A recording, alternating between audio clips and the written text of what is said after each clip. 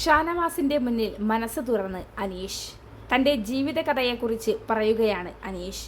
സംഭവം എന്താണെന്നറിയാം. ലൈവിലെ അപ്ഡേറ്റ്സുകൾക്കായി സബ്സ്ക്രൈബ് ചെയ്യുക. തന്റെ സുഹൃത്തായ ഷാനവാസിന്റെ മുന്നിൽ തന്റെ മനസ്സ് തുറന്നിരിക്കുകയാണ് അനീഷ്. ജീവിതകഥയെല്ലാം വാതോരാതെ സംസാരിക്കുകയാണ്. ഞാൻ ഇവിടെ വരുമെന്ന് ഞാനോ എൻ്റെ വീട്ടുകാരോ പ്രതീക്ഷിച്ചിരുന്നില്ല.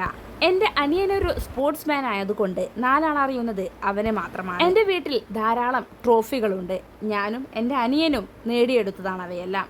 വല്ല ഗസ്റ്റും വന്നാൽ ചോദിക്കുക ഇതാരുടെയാണെന്നാണ്.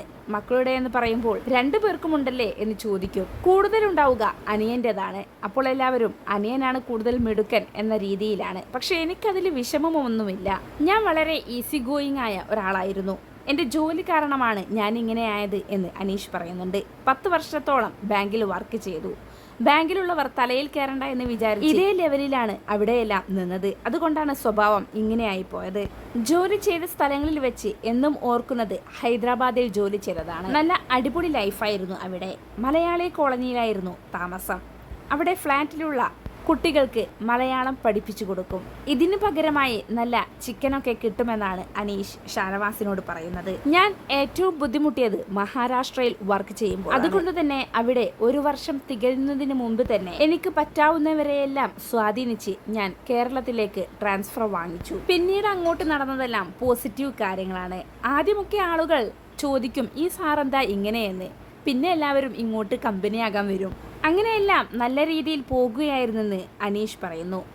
അപ്പോഴാണ് എല്ലാം തകിടമറിച്ചുകൊണ്ട് ഒരു കാര്യം സംഭവിക്കുന്നത്. വിവാഹം കഴിക്കാൻ വേണ്ടി 32-ാം വയസ്സിനുള്ളിൽ 2 നില വീടാക്കി ഒരു കാറും വാങ്ങിച്ചു. എല്ലാവിധ കാര്യങ്ങളും ഞാൻ ചെയ്തു. മാനസികമായും തയ്യാറെടുത്തു. എന്നാൽ അനീഷിന്റെ ജീവിതത്തിൽ എന്താണ് സംഭവിച്ചതെന്ന് അനീഷ് അവിടെ പറയുന്നില്ല.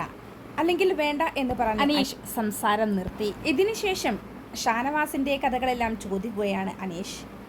ഷാനവാസ് മറ്റൊരു എക്സ്ട്രീം തലത്തിലാണ് എന്ന് അനീഷ് തന്നെ പറയുന്നുണ്ട്. ഷാനവാസ് പറയുന്നുണ്ട് ഞാനൊരു സാധാരണ മനുഷ്യനാണ്. എൻ്റെ ബന്ധങ്ങളെല്ലാം ഹൈ ലെവലുള്ളതാണ്. പക്ഷേ ഞാനിപ്പോഴും സാധാരണ മനുഷ്യൻ തന്നെയാണ്. അപ്പോൾ അനീഷ് നിരവധി ചോദ്യങ്ങൾ ചോദിക്കുന്നുണ്ട്. വർക്കിന് പോകുമ്പോൾ ഡ്രൈവർ ഉണ്ടാവാറുണ്ടോ, ഫംഗ്ഷനിൽ പോകുമ്പോൾ ഡ്രൈവർ ഉണ്ടാവാറുണ്ടോ എന്നെല്ലാം ചോദിക്കുന്നുണ്ട്. ഞാൻ സ്വന്തമായി വണ്ടി ഓടിച്ചു പോകാൻ ഇഷ്ടപ്പെടുന്ന ആളാണെന്നാണ് ഷാനവാസ് അപ്പോൾ മറുപടി കൊടുക്കുന്നത്. സ്ക്രിപ്റ്റ് റൈറ്റിങ്ങിനെ കുറിച്ചും മറ്റ് ജോലി സംബന്ധമായ ഒരുപാട് കാര്യങ്ങൾ അനീഷ് ഷാനവാസിനോട് ചോദിച്ചറിയുന്നുണ്ട്. വരും ദിവസങ്ങളിൽ ഇവരുടെ കൂടുതൽ വിശേഷങ്ങൾ അറിയാൻ സാധിക്കും. ലൈവിലെ അപ്ഡേറ്റ്സുകൾക്കായി സബ്സ്ക്രൈബ് ചെയ്യുക.